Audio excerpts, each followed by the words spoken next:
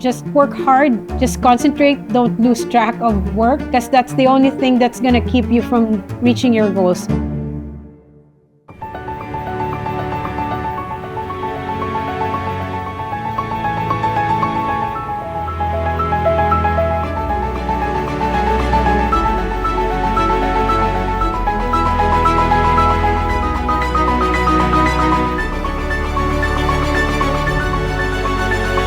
Maayong adlaw, ako si Genifer, first WrkPod Bacolod, virtual professional. So after graduation, I worked as a accounting clerk, a real estate corporation doing bookkeeping tasks.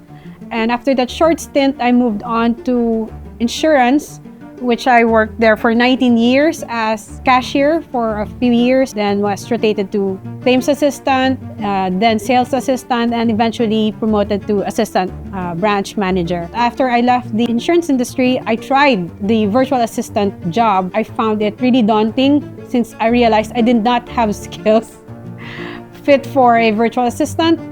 But then I took it as a challenge to try it out, and I started working under a US-based tax relief company, which I worked for about almost 2 years, and before I ended up working with WrkPod. So working with WrkPod was a blessing in disguise. I wasn't really keen on working graveyard shift, and WrkPod offered me to work day shift under the Australians, and it really helped me. It's from WrkPod that I learned so many skills, different softwares, and just learn more about the Australian culture as well. Well, what made me transition to becoming VA is when I left the insurance industry, I did not know what kind of job to take, so I tried it out. I applied a different outsourcing company and just give it a try if I could fit into the virtual assistant industry. It was difficult since I did not have any software experience. I did not have particular skills that virtual assistants have.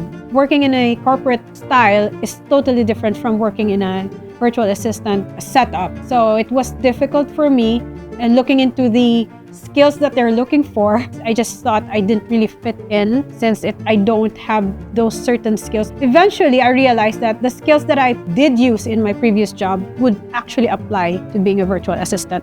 First knew about WrkPod through a schoolmate of mine, and so I gave it a try. I applied, and thankfully my client, although she mentioned to me that they don't usually accept people who did not have experience, but she took a chance on me, and I'm thankful that I ended up with her team, and I learned so much from her team. And I learned that although their job is fast-paced, it's just totally different from the job that I was doing. So if my previous job was just chill, this new job is just really fast-paced. It makes you organize yourself so you'd be able to finish your tasks within the allotted time.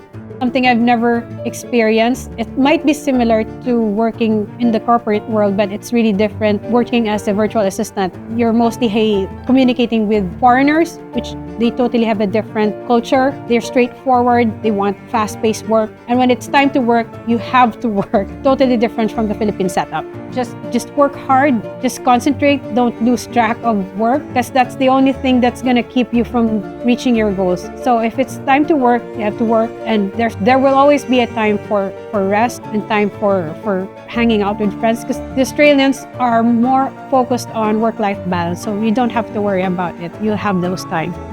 Number one would be communication skills. You have to be good at communicating your thoughts. It has to be clear. It has to be brief, not so much flowery words, just straight to the point. And then if with the corporate world, especially with the Philippine setup, if you have a lot of time to waste your time on something else, when it comes to working as a virtual assistant with foreign companies, you have to work. If it's working hours, you have to work on those hours.